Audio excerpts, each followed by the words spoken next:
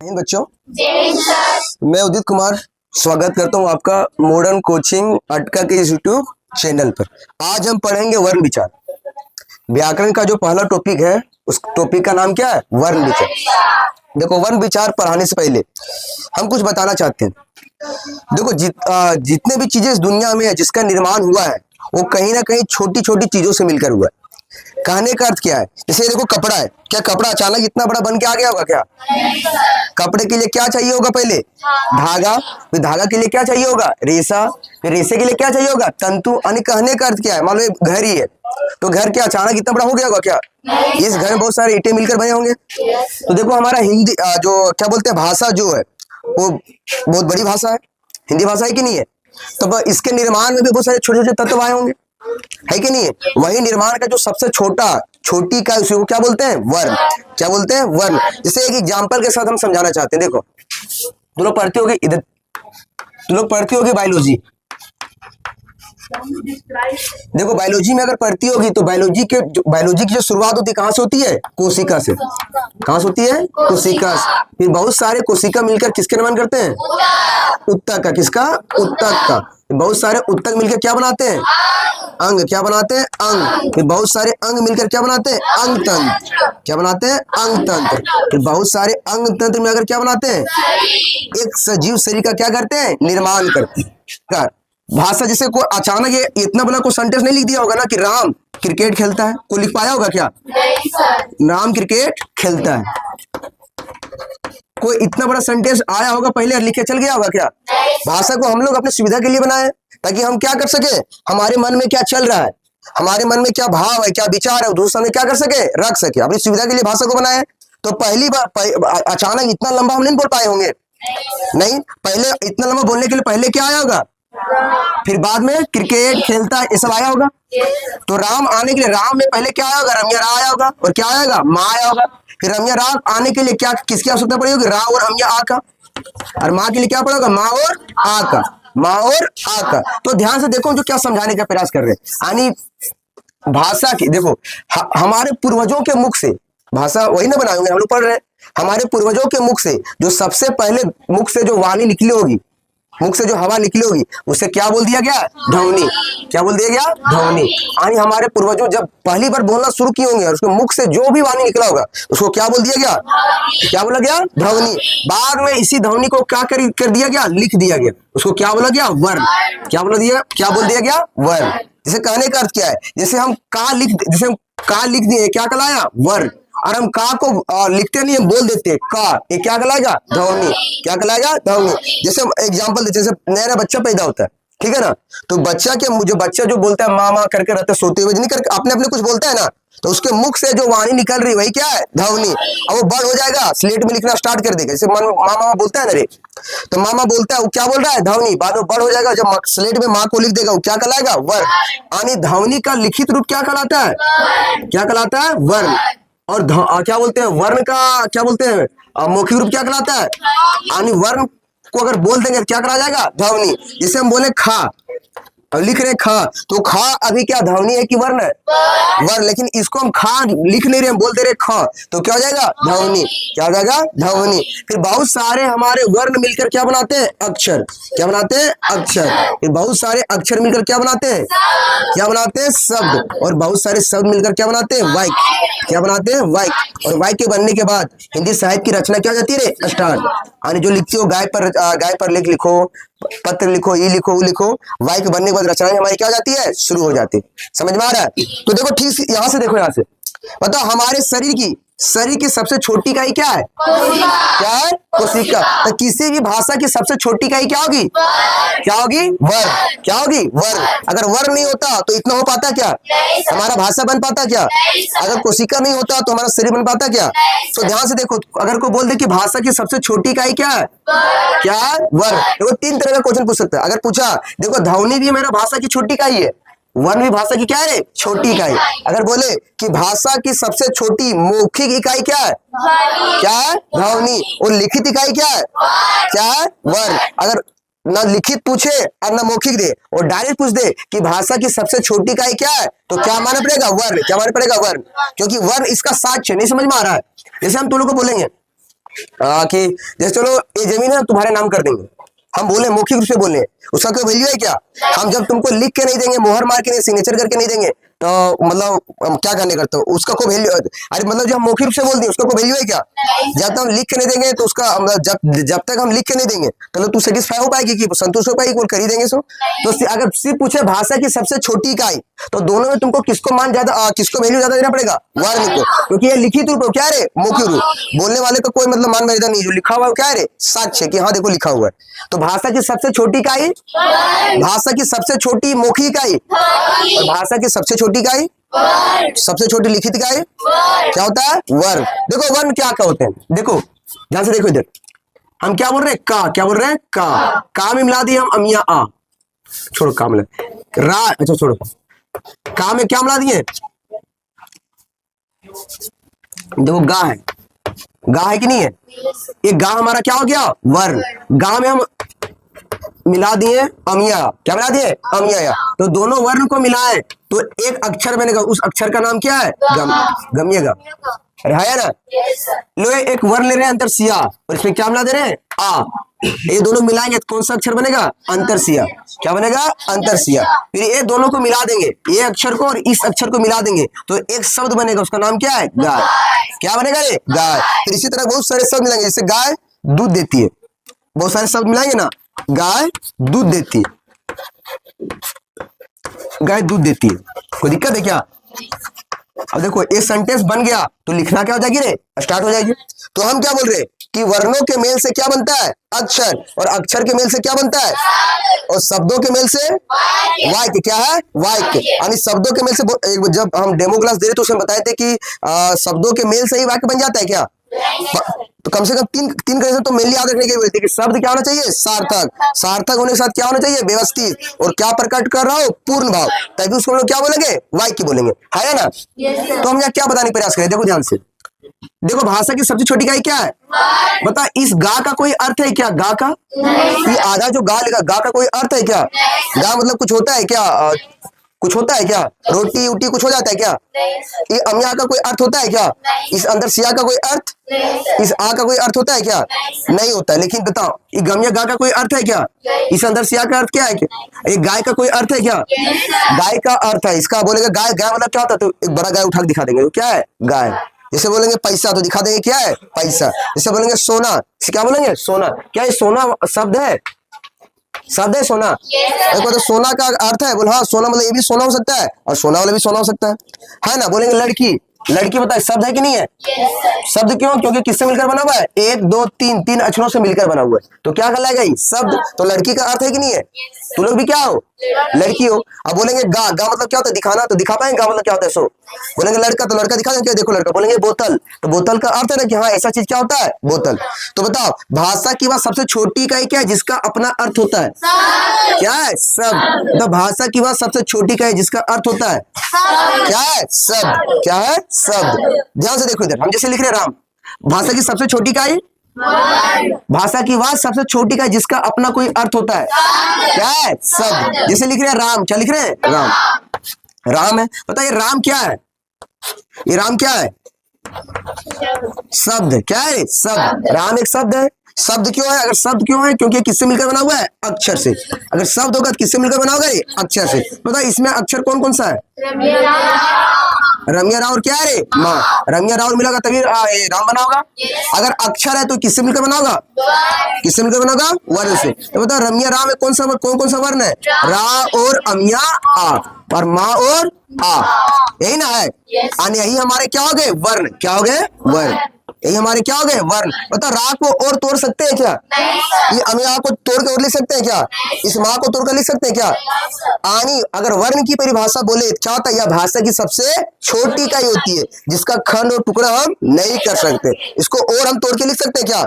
हम राम को इस तरह तोड़ के लिख दिए, फिर रा को हम इस तरह तोड़ के लिख दिए, माँ को हम इस तरह तोड़ कर लिख दिए, लेकिन हम रा को और छोटा करके लिख सकते हैं क्या? आनी पूछे कि क्या कहा गया? वर्ण क्या होता है? तो वर्ण क्या होता है? भाषा की सबसे छोटी इकाई होती है जिसका हम खंड और टुकड़ा नहीं कर सकते, जिसका हम खंड और टुकड़ा नहीं कर सकते। तो वहां पे देखो रा हमारा कौन सा वर्ण है, आ हमारा कौन सा वर्ण है, माँ हमारा कौन सा वर्ण है, और आ हमारा कौन सा वर्ण को बता पाओगे? तो देखो रा हमारा कौन सा वर्ण है? व्यंजन। क्या है? व्यंजन। अमिया हमारा कौन सा वर्ण है? माँ कौन सा वर्ण है? आ कौन सा है? क्या है? स्वर। यानी पूछे कि वर्ण मुख्य रूप से कितने प्रकार के होते हैं, तो दो ही प्रकार के होते हैं। वर्ण हमारा चाहे स्वर हो सकता चाहे व्यंजन। वर्ण हमारा चाहे स्वर हो सकता चाहे व्यंजन। वर्ण हमारा दो ही प्रकार का होता है मुख्य रूप से, स्वर होगा चाहे व्यंजन। स्वर होगा चाहे व्यंजन। मतलब हाउ मेनी टाइप्स ऑफ वर्ण, यानी वर्ण कितने प्रकार के होते हैं? दो प्रकार के, चाहे स्वर होगा चाहे व्यंजन। स्वर होगा चाहे व्यंजन। इसको मिटा है, समझ में आ रहा है? इसको मिटाते हैं, इसके बाद आगे बढ़ पाएंगे। भर गया बोर्ड, कहाँ गया? बताओ वर्ण क्या होता है? को बता सकती है वर्ण की परिभाषा? बोलो वर्ण क्या होता है? हाँ, वर्ण क्या है? भाषा की सबसे छोटी इकाई है जिसका खंड और टुकड़ा नहीं कर सकते। और छोड़ करके लिख सकते हो उसको? क्या? हाँ, नहीं लिख सकते हैं। वही भाषा की क्या है? सबसे छोटी का ही नहीं, उसको वो टूटता तो छोटी होता क्या? मतलब छोड़ो सर, यहां तक समझ में आया? आनी वर्ण हमारा दो ही प्रकार का होता है। वर्ण क्या? देखो यहाँ पे लिखते हैं, वर्ण हमारा दो ही प्रकार का होगा। वर्ण चाहे स्वर होगा चाहे व्यंजन। चाहे स्वर होगा चाहे व्यंजन। वर्ण हमारा दो ही प्रकार होगा, स्वर होगा चाहे व्यंजन। बताओ वर्ण कितने प्रकार के होते हैं? कितने प्रकार के हैं? दो प्रकार। चाहे स्वर होंगे चाहे व्यंजन। स्वर, इधर क्या होगा? व्यंजन। देखो टोटल अगर वर्ण पूछे, बताए इंग्लिश में कितने अल्फाबेट होते हैं? 26। तो इसको दुगुना कर दोगे, 26 का दुगुना 2 टाइम्स कितना होता है? 52। यानी वर्ण अभी कितना? हिंदी वर्णमाला में वर्ण कितने हैं? 52।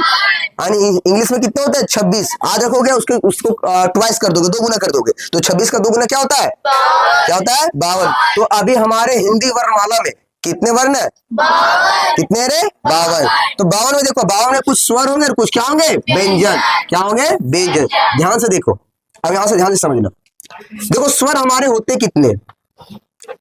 स्वर हमारे होते कितने? देखो यहाँ पे लिख रहे आ, अमिया आ, हर सही। पढ़ो ना ये वाला रे, यही तो पढ़ के बड़े हो नहीं रे। अब यहाँ से क्या हो गए? ए, क्या होगा? आ, क्या होगा? और क्या होगा? आ, क्या होगा? आ। कोई दिक्कत है क्या? यही हमारे क्या होते हैं? स्वर होते हैं। क्या होते हैं? स्वर। देखो 1 2 3 4 5 6 7 8 9 10 11। क्या है? 11। अगर पूछे कि समानता या मूलता, सामान्यता या क्या रे? मूलता। सामान्यता या मूलता, कितने वर्ण कितने स्वर वर्ण होते हैं? 11। कितने होते हैं? 11। कितने होते हैं? 11। और व्यंजन वर्ण कितने होते हैं? व्यंजन वर्ण कितने होते हैं? 39। कितने होते हैं? 39। पहले थे 33, अभी कितने हैं? 39। अभी बोले कि व्यंजन वर्ण कितने हैं? 39। कितने? 39। तो बताओ 11 मूलता या समानता स्वर वर्णों की संख्या कितनी है? कितनी है रे? 11। कितनी है? 11। और व्यंजन वर्णों की संख्या कितनी है? तो बता 11 और 39 कितना हो गया? 52 हो गया? कितना हुआ? 50। कितना हुआ? 50। 50 हो गया। तो हम यहाँ वर्ण कितना लिखे? तो 2 वर्ण कहाँ छूट जा रहा है? 2 वर्ण छूट रहा है रे। तो हमारा 2 जो वर्ण होता है वो हमारा क्या होता है? अयोगवा। क्या होता है रे? अयोगवा। क्या होता है? अयोगवा। अयोगवा कितने होते हैं? 2। कौन कौन होते हैं? देखो अनुस्वार और विसर्ग। अनुस्वार और विसर्ग, है ना? तो यहाँ से विवाद होना शुरू हो गया। साहित्यकारों के बीच विवाद होना, विद्वानों के बीच क्या विवाद, क्या बोलते हैं? विवाद होना क्या हो गया? शुरू हो गया। क्यों? बताओ स्वर तो इतना है, व्यंजन इतना है, लेकिन इसको हम किस में रखें? जो हमारे अयोगवा, अनुस्वार और विसर्ग है, इसको हम रखें किस में? समझ में आ रहा है ना? तो देखो आपसी मतभेद को दूर करने के लिए जब बैठे हैं विद्वान लोग बैठे हैं तो तय किया, क्योंकि वर्ण कितने प्रकार के होते हैं? 2 प्रकार के। तो 3 प्रकार का पढ़ना पड़ता है ना। तो हम पहले भी बोल दिया गया था कि पहले जब बनाया गया था व्याकरण तभी बोल दिया कि वर्ण कितने प्रकार के होंगे? 2 प्रकार के, चाहे स्वर होंगे चाहे व्यंजन। अयोगवा नाम का कोई चीजें नहीं था पहले, तब आया नया नया वर्ण आते रहा है रे। जब आया तो अयोगवा को आप डिसाइड करना, सबके पास जटिल हो गया, अयोगवा को रखे किसमें? क्योंकि अयोगवा दोनों तरह का काम करता है, स्वर व्यंजन की तरह भी काम कर देगा और स्वर की तरह भी काम कर देता है ना? लेकिन इस अयोगवा में देखा गया कि स्वर वर्ण का गुण इसमें क्या पाया जाता है? ज्यादा। क्या पाया जाता है? ज्यादा। जैसे देखो हम काम में लगाएंगे अमियात, क्या बनेगा रे? कमिया का बनेगा। काम में लगाएंगे हम अनुस्वार, तो क्या बनेगा रे? कंग। अरे है ना। Yes sir. यानी कहने का अर्थ क्या है कि देखो ये अनुस्वार और विसर्ग जो है यानी अयोगवा जो है, अयोगवा जो है वो क्या कर रहा है, व्यंजन वर्ण के बाद लग रहा है और बाद लगने के बाद अपना रूप खो के मात्रा के रूप में आ रहा है। देखो कहा है, कहा में क्या लगा है, अमिया, तो अमिया अपना रूप छोड़कर किस रूप में आ गया, मात्रा के रूप में। मतलब अमिया का मात्रा कैसा होता है, ऐसे डंडी टाइप में होता है। ये आगे बताए, स्वर की मात्रा जब बताएंगे तो आगे बताएंगे, समझ में आ रहा है।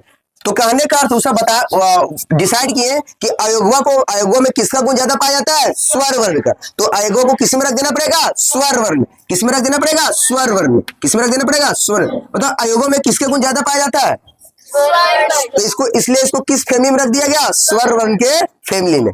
समझ में आ रहा है। तो पूछे मूलता या सामान्यता स्वर वर्णों की संख्या कितनी है, 11। कितनी है, 11। लेकिन अगर कुल स्वर वर्ण पूछे, टोटल कुल स्वर वर्ण पूछे, कुल स्वर वर्ण पूछे, कुल स्वर वर्ण पूछे तो क्या बताना पड़ेगा, 11 प्लस 2। 11 प्लस 2 यानी 11 हमारे मूल हो गए, 100 हो गए, और 2 हमारा क्या हो गया, अयोगवा। क्या हो गया, अयोगवा। तो मुख्य रूप से स्वर वर्ण कितने होते हैं, लेकिन कुल कितने हो गए, 13 क्यों हो गए, क्योंकि 2 कौन शामिल हो गया, अयोगवा। तो बताओ अयोगवा में किसके गुण ज्यादा पाए जाते हैं, स्वर या व्यंजन का। इसलिए अयोगवा को कहां पे रख दिया गया, किस फैमिली में, स्वर में। कितने में, स्वर में, है ना। अब देखो व्यंजन के बारे में, देखो कुछ देख लो व्यंजन के बारे में। देखो व्यंजन जो पहले थे वो कितने थे, 33। कितने थे, 33। कहां से कहां तक, का से लेकर हा तक। कहां से लेकर है, का से लेकर हा तक। हम तुम लोग को जब भाषा की उत्पत्ति मतलब पढ़ाए होंगे, पढ़ाए ना, तो बता सभी भारतीय भाषाओं का जनक किसको बोला जाता है, सभी भाषाओं का जनक संस्कृत को बोला जाता है। तो ध्यान दो इधर। तो पहले संस्कृत में जितने वर्ण थे ना, उतने वर्णों को जैसा का तैसा एज इट इज उठाकर कहां रख दिया गया, हिंदी में। कहां रख दिया गया, हिंदी में। उस समय संस्कृत में कितने व्यंजन वर्ण चलते थे, 33। कहां से लेकर कहां तक, कहां से लेकर हा तक। यानी हमारे पूर्वजों को जो हिंदी व्याकरण में अगर व्यंजन वर्ण पढ़ना पड़ता था उस समय, वो कितना पढ़ना पड़ रहा होगा रे, 33। कितना पढ़ा होगा, 33। लेकिन समय बीता है तो धीरे धीरे समय परिवर्तन आता है ना, तो 6 हमारे और व्यंजन वर्ण आ गए। तो टोटल व्यंजन वर्ण मिलकर कितने हो गए, कितने हो गए, 39। कितने हो गए, 39। तो अगर बोलेगा कि अभी व्यंजन वर्ण कितने हैं हिंदी में, और परंपरागत हिंदी व्याकरण यानी पुराने हिंदी में कितने होते थे, 33। कितने होते थे, 33। जो कहां से लेकर कहां तक चलता था, कहां से लेकर हा तक। कहां से लेकर हा तक। अब देखते हैं इसको बांटते हैं पढ़ने के लिए। 33 नहीं, अरे तो 33 को एक साथ नहीं पढ़ सकते हैं, तो इसका भी डिपार्टमेंट बना दिया गया।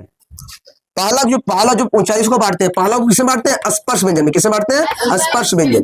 कौन सा व्यंजन, स्पर्श व्यंजन। स्पर्श व्यंजन में कहां से कहां तक पढ़ना पड़ेगा, का से लेकर मा तक। कहां से लेकर मा तक, का से लेकर मा तक। तो बता सकते हैं का से लेकर मा तक कितने वर्ण होंगे, कितने होंगे, 25। कितने होंगे, 25। कितने होंगे, 25। का से लेकर मा तक कितने वर्ण हो गए, 25। फिर दूसरा जो डिपार्टमेंट बनाएगा उसका नाम क्या है, अंतस्थ व्यंजन। क्या है, अंतस्थ व्यंजन। अंतस्थ व्यंजन, व्यंजन नीचे लगते हैं नहीं हट पाएगा। अंतस्थ व्यंजन, अंतस्थ व्यंजन में क्या क्या आता है, अंतरसिया, रा, ला और वा। अंतरसिया, रा, ला और वा। कितने देखना, कितने हैं, 4। कितने, इसी को हम लोग क्या बोले थे, किसी को याद होगा, यही चारों को हम लोग क्या बोले थे, मतलब इस रा और ला को छोड़ दो, अंतरसिया और वा को मुख्य रूप से हम लोग क्या बोले थे, द्वित व्यंजन नहीं, अर्ध स्वर वर्ण बोले थे। क्या बोले थे, अर्ध स्वर वर्ण। यानी कभी कभी किसका काम कर देता है, स्वर का, है ना। कब काम किए थे वो बताए थे ना, पढ़ते और क्या बोलते हैं, संधि विच्छेद कर रहे थे उस टाइम पे। देखो एक क्या था, उष्म व्यंजन। क्या था, उष्म व्यंजन। उष्म व्यंजन क्या है, उष्म व्यंजन। तो उस व्यंजन में क्या क्या आता है, बता सकती है, तीनों सा और हा आएगा। तीनों समझ में आ रहा है, तीनों सा ही होता है। क्या होता है, हा। ये भी कितने हो गए, देखना 4। कितने हो गए, 4। देखो 25 और 4 कितना होता है, 25 और 4 33। 25 और 4 29, 29 और 4 33। यानी पहले कहा हमारे पूर्वजों को 3 ही तरह का व्यंजन पढ़ना पड़ता होगा, स्पर्श व्यंजन, अंतस्थ व्यंजन और उस व्यंजन। यहाँ देखो 25 4 29, 29 और 4 33। यानी कहां से लेकर कहां तक जा रहा है, हा तक। पहले इतना ही पढ़ना पड़ता था, लेकिन समय बीता तो नए नए नवनिर्मित व्यंजन वर्ण आए। कौन कौन आए, देखो 4 हमारे नवनिर्मित है, इसको हम लोग क्या बोलते हैं, संयुक्त व्यंजन। क्या बोलते हैं, संयुक्त व्यंजन। क्या बोलते हैं, संयुक्त व्यंजन। ये है कौन कौन को बता सकती है, ये देखती है, ये वाला देखिए, ये तरावल ऐसा देखिए, ये हमारे क्या है, चारों संयुक्त व्यंजन। क्या है, संयुक्त व्यंजन, है ना। क्योंकि एक से अधिक व्यंजन को मिलके बना हुआ। जब इसमें जाएंगे मतलब इस सबका एक अलग है, इसमें अगर इसको पढ़ना चाहिए, इसमें 2 क्लास कम से कम मतलब करने का, कि अगर स्पेशल बनेगा वीडियो तो इसमें एक वीडियो स्पेशल बनेगा जो 45 से 30 मिनट का होगा। समझ में आ रहा है? ये भी बता रहे एक तरह का, बोल क्या क्या हमें पढ़ना है। समझ में आ रहा है? उसके बाद क्या है, बाद में क्या आया, 2 और व्यंजन वाला, जिसका नाम क्या वो दिया गया, द्विगुण व्यंजन। क्या बोला गया? द्विगुण व्यंजन। बता सकते हो द्विगुण व्यंजन कौन कौन से? ढा के नीचे बिंदु देखते हो कभी ऐसे? और ढा के नीचे बिंदु देखते हो? सड़क देखते हो, रोड देखते हो, उसके नीचे ढा बिंदु रहता है ना? अरे है ना? तो कुल कितने हो गए? पहले कितने थे? यहाँ से यहाँ कितने, देखना, यहाँ से यहाँ 33, और यहाँ से कितना हो गए? 33, और यहाँ देखो ये दोनों दिख रहा है, यहाँ से नवनिर्मित कितने आए? 6। कुल कितने हो गए? कितने हो गए? 39। कितने हो गए? तो अभी नए नवनिर्मित व्यंजन हिंदी में कितने आए? 6। कितने आए रे? 6। और आएगा, जैसे समय बढ़ते जाएगा ना वैसे वैसे नए आएंगे और पुराने गायब हो जाएंगे धीरे धीरे। समझ में आ रहा है? तो ध्यान से देखो क्या बोल रहे हैं सब। वर्ण कितने प्रकार के होते हैं? चाहे स्वर होगा चाहे, लेकिन अयोगवा को मजबूरी बन गया था कि इसमें रखे, स्वर में रखे कि व्यंजन में, तो किस में रख दिया गया? स्वर में। स्वर में क्यों रख दिया गया? क्योंकि इसमें स्वर का गुण ज्यादा पाया गया है, इसलिए किस श्रेणी में रख दिया गया? स्वर वाला में। तो स्वर अगर पूछे मुख्य रूप से कितने थे, लेकिन अभी कुल पूछे कितना बोलना पड़ेगा? 11 + 2 अर्थात 13। क्या बोलना पड़ेगा? 13। तो 2 क्यों लिख रहे? 2 किसके लिए लिख रहे बताए ना? अयोगवा के लिए। किसके लिए? अयोगवा के लिए। देन बताओ व्यंजन और पहले कितने थे? कहां से लेकर कहां तक? और अभी कितने हैं? तो बताओ जब व्यंजन वर्ग को कितने भाग में डिवाइड किया? 1 2 3 4 5 भाग। समझ में आ रहा है? तो प्रत्येक के बारे में डीप पढ़ना है। अगर इसी के बारे में तुम लोग को कम से कम क्या बोलते हैं, इसका भी वर्गीकरण करेंगे उच्चारण के आधार पर, है ना, उत्पत्ति के आधार पर, है ना, उत्पत्ति के मात्रा के आधार पर, है ना, क्या बोलते हैं, जीभ खोलने के आधार पर, मुख खोलने के आधार पर। समझ में आ रहा है? इसको 5 भाग में डिवाइड करके पढ़ेंगे। अगर देखो टोटल 13 ही है, 11 ही है, इसमें इतना लंबा जाएगा, सोचो इसमें कितना जाएगा। समझ, डीप पढ़ना है तो डीप। समझ में आ रहा है ना कि पढ़ना है तो बेहतर से पढ़ के निकलते हैं। नहीं समझ में आ रहा है? ये समझ में आया तक? इसको मिटा है? बता स्पर्श व्यंजन वर्णों की संख्या कितनी होती है? कितनी होती है? कहां से लेकर कहां तक? उष्म व्यंजन वर्णों की संख्या कौन कौन होते हैं? उष्म बोल रहे हैं, उष्म उष्म बोल रहे हैं, अंतस्थ नहीं। तीनों सा और हा, और अंतस्थ 4। कितने होते हैं? 4। कौन कौन? अंतस्या, रा, ला और वा। और द्विगुण व्यंजन कितने होते हैं? डा और डा, मतलब डा के नीचे बिंदु, ढा के नीचे बिंदु। और कुछ है क्या? संयुक्त व्यंजन। क्या है? संयुक्त। ये भी कितने होते हैं? कितने होते हैं? पहले व्यंजन वर्ण कितने थे? कहां से लेकर कहां तक? कितने हो गए अभी? 39। कितने हो गए? स्पर्श व्यंजन कितने? कहां से लेकर कहां तक? अध्यस्थ व्यंजन कितने? कहां से लेकर कहां तक? उष्म व्यंजन कितने? कौन कौन? संयुक्त व्यंजन कितने? कौन कौन? संयोगी छात्र आज्ञा और श्रा। द्विगुण व्यंजन कितने होते हैं? ढा के नीचे बिंदु, ढा के नीचे बिंदु। व्यंजन वर्ण खत्म हो गया। बताओ स्वर वर्ण कितने होते हैं? 11। कितने होते हैं? कुल कितने हैं? किसको शामिल करना पड़ा? अयोगों में किसके गुण ज्यादा? किसमें रख दिया गया? किसमें रख दिया गया इसको? स्वर वर्ण। यहाँ तक कोई दिक्कत है क्या? हाँ, अच्छा बताओ। और लिख रहे हैं हम, लिखे आ, कोई दिक्कत है क्या? हम लिखे हर सही, कोई दिक्कत है क्या? हम लिखे ए, कोई दिक्कत है क्या? बता इस सब का उच्चारण कर रहे हैं तो किसी की सहायता लेना पड़ रहा है क्या? हम बोले आ तो आ के जब बोले किसी का सहायता ले रहे हैं क्या? हर सही बोले किसी का सहायता ले रहे हैं क्या? ए जब हम ए बोल रहे किसी की सहायता ले रहे हैं क्या? लेकिन बताओ बोल के दिखाओ तो, कहा बोल के दिखाओ तो आ की सहायता ले लिया तू लोग।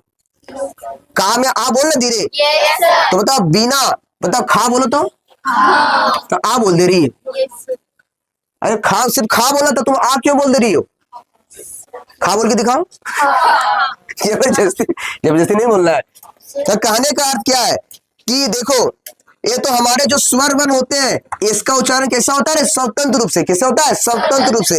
लेकिन व्यंजन वर्ण का उच्चारण स्वतंत्र रूप से हो पाता है क्या? ये अकेले उच्चारित हो जाएगा क्या? तो इसको उच्चारित करने के लिए किसकी आवश्यकता पड़ती है? स्वर की। किसकी होती है? स्वर की। यानी जो व्यंजन वर्ण है वो किसकी सहायता से उच्चारित होते हैं? स्वर वर्ण की सहायता से। यानी हमारा जो स्वर वर्ण है वो स्वतंत्र रूप से उच्चारित होता है, उसको कुछ सहायता चाहिए क्या? लेकिन जो व्यंजन वर्ण होते हैं वो अपने आप उच्चारित होते हैं क्या? किसके सहयोग से उच्चारित होते हैं? स्वर वर्ण से। जैसे का है, कोई दिक्कत है क्या? इसमें लगा देंगे आ, तो क्या कहलाएगा? ही क। क्या कहलाएगा? का। अगर का उच्चारण कर रहे हैं अमिया आ की सहायता से तो क्या पढ़ाएगा? ही कमिया का। क्या पढ़ाएगा? कमिया। अगर का उच्चारण कर रहे हैं हर्षई की वजह से क्या कहलाएगा? की। क्या कहलाएगा? की। क्या कहलाएगा रे? की। समझ में आ रहा है? अरे है ना? तो बताओ ऐसा कौन सा वर्ण है? वर्ण मतलब कितने प्रकार के होते हैं? तो स्वर होगा चाहे व्यंजन। तो ऐसा मतलब ऐसा कौन सा वर्ण है जिसका उच्चारण स्वतंत्र रूप से होता है? और ऐसा कौन सा वर्ण है जिसका उच्चारण स्वतंत्र रूप से नहीं होता, अर्थात उनके उच्चारण में स्वर वर्णों की सहायता से होती है? स्वर व्यंजन वर्ण कितने होते हैं? व्यंजन वर्ण। किसका उच्चारण? व्यंजन वर्ण। तो बताओ, बता सकती है ना? स्वर की परिभाषा पूछे और व्यंजन की परिभाषा पूछे, लिख सकती हो? यानी वैसा वर्ण जिनका उच्चारण स्वतंत्र रूप से होता है, अर्थात किसी की सहायता नहीं ली जाती, उसे क्या बोलते हैं? स्वर वर्ण। व्यंजन वर्ण क्या होता है? वैसे वर्ण जिनका उच्चारण स्वतंत्र रूप से नहीं होता है, उनके उच्चारण में प्रायः किसकी सहायता ली जाती है? स्वर वर्णों की सहायता ली जाती है। समझ में आ रहा है? तो बात ये उठता है कि हम का को हम जब बोल ही नहीं पाए उसको लिख पाएंगे क्या? है ना? तो व्यंजन वर्ण अस्तित्व में है क्या? अस्तित्व में है क्या? नहीं है। तो कॉपी में लिख के पढ़ना पड़ेगा रे, तभी तो हिंदी का जो क्रियाकलाप आगे बढ़ेगा, है ना? तो हिंदी को क्या बोलते हैं? वर्ण, व्यंजन वर्ण को अस्तित्व में रखने के लिए, अस्तित्व में रखने के लिए मूल रूप से इसमें कौन सा स्वर लगा दिया जाता है? आ। क्या लगा दिया जाता है रे? आ। क्या लगा दिया जाता है? आ। जैसे खा में क्या लगा देंगे? इसको रखना है तो आ। क्या लगा देंगे? आ। गा में क्या लगा देंगे? आ। यानी कहने का अर्थ क्या है? काल को बोल पाएगा क्या? जब बोल नहीं पा रहे तो लिख पाएंगे इसको क्या? लेकिन इसको बोलने और लिखने के लिए बाय डिफॉल्ट, जैसे कंप्यूटर खोलेगी तो बाय डिफॉल्ट डेट वगैरह सब मेंशन रहता है, टाइम सब बता देगा। अभी मोबाइल बंद कर दो, 2 दिन के बाद ही खोलो तो वहां बाय डिफॉल्ट क्या लगा दिखाई देगा तुमको? टाइम, डेट सब दिखाई देता है ना? तो ठीक इसी प्रकार व्यंजन वर्ण में अपने आप क्या लगा हुआ रहता है? कौन सा स्वर? आ। दिखता है क्या? तोड़ोगे तो दिख जाएगा। लेकिन बताओ हम कमिया का लगा दिए, क्या लगा दिए? कमिया का। तो इसमें तुमको दिख रहा होगा कि क्या लगा है? क्या लगा है? अमिया। क्या लगा है? अमिया। क्योंकि अमिया की मात्रा कैसा होता है रे? ऐसा। हर्षई की मात्रा कैसा होता है? ऐसा। दीर्घई की मात्रा कैसा होता है? ऐसा। ये बताएंगे जब स्वर की मात्रा कि स्वर मात्रा ग्रुप में कब आते हैं? जब वह व्यंजन वर्ण के बाद लगते हैं। जैसे ही स्वर व्यंजन वर्ण के बाद लगा तो अपना मूल रूप को हटा देंगे। कौन सा रूप धारण कर लेंगे? मात्रा का रूप। अरे व्यंजन का रूप नहीं। इसे बताओ ये का है, इसमें का लगा रहे? अमिया। समझ में आ रहा है? तो का तो रहेगा लेकिन क्या बन जाएगा? अमिया। देखो जो आ रहा है अमिया, वो किसके बाद आ रहा है? व्यंजन के बाद आ रहा है ना? तो व्यंजन के बाद जैसे ही स्वर आएगा तो अपना मूल रूप समझ में आ रहा है? जैसे रावण का मूल रूप क्या था? जैसे रावण था वो, जब सीता हरण करने के लिए आया तो अपने मूल रूप में आया था कि चेंज कर दिया था, है ना? यानी जब भी स्वर वर्ण व्यंजन वर्ण के बाद आएगा तो अपना मूल रूप को क्या कर देगा? छोड़ देगा। और मूल रूप को छोड़कर जिस रूप में आएगा उसी को क्या बोलते हैं? स्वर की मात्रा। क्या बोलते हैं? स्वर की मात्रा। मतलब का में अगर अमिया आ लगाएंगे क्या बनेगा? कमिया का जैसा का तैसा दिख रहा है, जैसा रूप तो वैसा ही दिख रहा है ना? तो किसका रूप चेंज हो गया? अमिया का। तो अमिया का मतलब क्या आएगा? ये आकार आया होगा। तो ये किसकी मात्रा हो गई? स्वर की। कौन सी स्वर की? अमिया आ की। किसकी रे? अमिया आ की। मतलब का में अगर लगाएंगे हर्षई तो क्या बनेगा? की। अरे है ना? तो बता व्यंजन के बाद तुरंत क्या आया? स्वर। तो ये मात्रा के रूप में आएगा या मूल रूप में आएगा? जैसा का तैसा? ऐसा नहीं आएगा रे। ऐसे आएगा क्या? किस रूप में आएगा? मात्रा के रूप में। तो बता एक का के हमारा क्या हो जाए? व्यंजन वर्ण। और ये उड़ैया उड़ल है, इसी किसका मात्रा है रे? हर्षई का। किसका मात्रा है? हर्षई का। को पूछ दे कि जो जितने भी हमारे स्वर होते हैं उनकी अपनी मात्रा होती है। व्यंजन की कोई मात्रा होती है क्या? मात्रा किसकी होगी? स्वर की। तो स्वर अपनी मात्रा के रूप में कब आता है? अपना मूल रूप छोड़कर मात्रा रूप में कब आएगा? जब वह क्या करेगा? व्यंजन वर्ण के बाद आएगा। जैसे व्यंजन वर्ण के बाद आया किस रूप में आ जाएगा? मात्रा के रूप। किसके रूप में? मात्रा। जैसे लिखते हैं हम, देखो इधर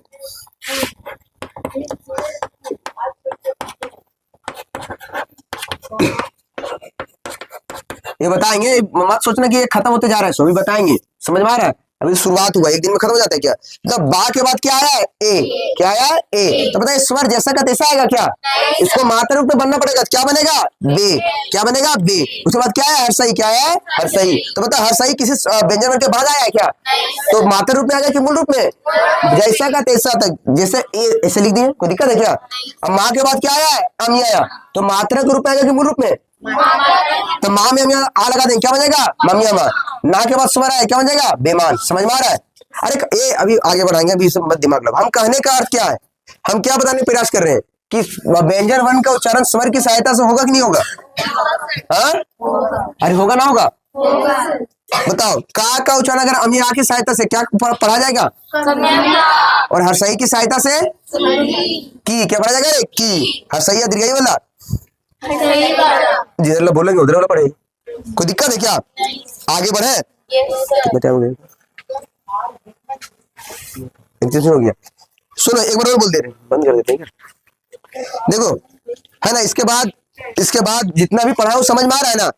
भाषा की सबसे छोटी इकाई, भाषा की सबसे छोटी मौखिक इकाई, और भाषा की सबसे छोटी लिखित इकाई क्या हो गया? वर्ण। वर्ण के सहयोग से क्या बनेगा?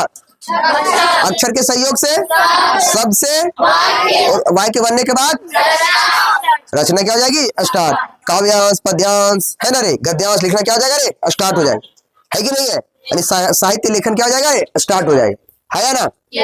तो बता सकते हो कि वर्ण कितने प्रकार के होते हैं? क्या कितने प्रकार के? 2 प्रकार। अच्छा ये बताओ कि वर्ण होता क्या, पहले सो बता, परिभाषा देना।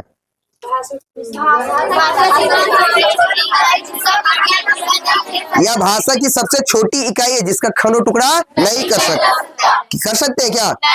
चलो इसके बाद बताओ, वर्ण कितने प्रकार के होते हैं? चाहे स्वर हो चाहे स्वर मुख्य रूप से कितने होते हैं? लेकिन कुल कितने होते हैं? 2 अधिक क्यों हो गया? अयोगवा के कारण 2 और आ गया कि कौन सा क्या आ गया? अयोगवा को क्यों रखा गया? क्योंकि उसमें स्वर वर्ण का अधिक गुण पाया गया, इसलिए उसको कहाँ रख दिया गया? स्वर वर्ण। कहाँ रख दिया गया? स्वर वर्ण। बढ़िया बैठो, कहाँ रख दिया गया? स्वर वर्ण। बताओ, और व्यंजन वर्ण पहले कितने थे? कितने थे? कहां से लेकर कहां तक? अभी कितने? कितने आए ने? 6। कितने आए? 6। कितने आए रे? 6। 6 में से 4 को जो आए उसको क्या बोलते हैं? संयुक्त। क्या बोलते हैं? संयुक्त। और 2 को द्विगुण। क्या बोलते हैं? द्विगुण। और स्पर्श व्यंजन कितने होते हैं? 4 होते हैं। कहां से लेकर मां तक? कहां से लेकर मां तक। और अंतर्श व्यंजन कितने होते हैं? 4। कितने होते हैं? 4। उस व्यंजन कितने होते हैं? उस व्यंजन याद रखने का सबसे शांत रहेगा तीनों सा और हा। तीनों सा और हा। कोई दिक्कत है क्या? बताओ, स्वर वर्ण किसे कहते हैं? वैसे वर्ण जिनका उच्चारण स्वतंत्र रूप से होता है, अर्थात बिना किसी की सहायता से उच्चारित हो जाता है, उसे क्या बोलते हैं? स्वर। व्यंजन वर्ण क्या होता है? निवैसे वर्ण जिनका उच्चारण स्वतंत्र रूप से नहीं होता है, उनके उच्चारण में स्वर वर्णों की सहायता ली जाए, उसे क्या बोलेंगे? व्यंजन वर्ण। क्या बोलेंगे? व्यंजन वर्ण। परिभाषा लिख लोगे? अगर नहीं लिख लोगे तो हम जब वर्ण विचार स्टार्ट किए तो वर्ण की परिभाषा लिखाएंगे, है ना रे? पता मतलब समझ, एक तरह का क्या बोलते हैं, इंट्रोडक्शन टाइप में खत्म नहीं हो गया। अब कल से वर्ण की परिभाषा भी दे देंगे, स्वर भी क्या होता है, इसी परिभाषा देने की आवश्यकता है, तो खुद लिख सकती है, अगर समझोगी तो लिख सकती है, नहीं तो फिर बोलेगी लिखा देंगे, किताब में तो लिखा रहता है, रट लेना। क्या मुझे समझ में आ रहा है? जो यहाँ पढ़ाया जाता है उसको पहले यही फोकस करना है कि मेरे दिमाग में आ जाए। दिमाग में समझ में आ रहा है? यहाँ घुसाल ले, नहीं तो फिर बड़ा बड़ा किताब है, बहुत बढ़िया बढ़िया ग्रामर का किताब है, ले लेगी, उससे पढ़ते रहेगी। जो पढ़ाया जा रहा है करना कि यहाँ 90 क्या 100% क्या हो जाए? कंप्लीट हो जाए, है ना? उसके बाद अगर तुम समझ गई तो खुद से लिख लोगी, है ना? और हम कितना बढ़िया लिखा देंगे, समझी नहीं रहेगी तो 4 दिन पढ़ेगी, 5 दिन भूल जाएगी। हाँ समझी? हाँ अरे समझी रे जिया। हाँ कोई लड़की जो आप किसी को कुछ पूछना हो तो पूछो, नहीं पूछना? हाँ तो एक इंड हो गया है। एक चीज और बोलना चाहते हैं कि यहाँ क्या बोलते हैं, कोचिंग सेंटर में अगर कोई ऐसे बच्चे जो आना चाह रहे होंगे, शुरू से ना शुरू हो रहा है रे, यानी 1 अप्रैल से स्टार्ट हुआ, कितना 2 ही दिन हुआ है, तो अगर कोई इच्छुक छात्र है जो आना चाहते हैं, है ना, उनके अंदर सभी स्टूडेंट के अंदर कुछ ना कुछ प्रतिभा होती है, बस उसको एक क्या चाहिए? एक अच्छा माहौल चाहिए और एक क्या बोलते हैं, एक अच्छा शैक्षणिक स्थान चाहिए। समझ में आ रहा है? तो अगर कोई ऐसा व्यक्ति जो क्या बोलते हैं आना चाहेंगे, वो आ सकते हैं, क्योंकि यहाँ 1 अप्रैल से स्टार्ट हो जाता है, दिन भी नहीं हुआ है, यहाँ शुरू से क्या हो रहा है? शुरू किया जा रहा है, शुरू से शुरू हो रहा है। समझ में आ रहा है ना? किसी का कोई छुट्टा होगा या फिर कोई टीचर का सिलेबस आगे निकल गया होगा तो फिर में एक टाइम निकल के उसको भी रिवाइज करा दिया जाता है, फिर से पढ़ा दिया जाता है। समझ में आ रहा है? ठीक है, आज यहीं तक, फिर कल नेक्स्ट वीडियो बनवाएंगे, बोल रहे हैं पढ़वाएंगे।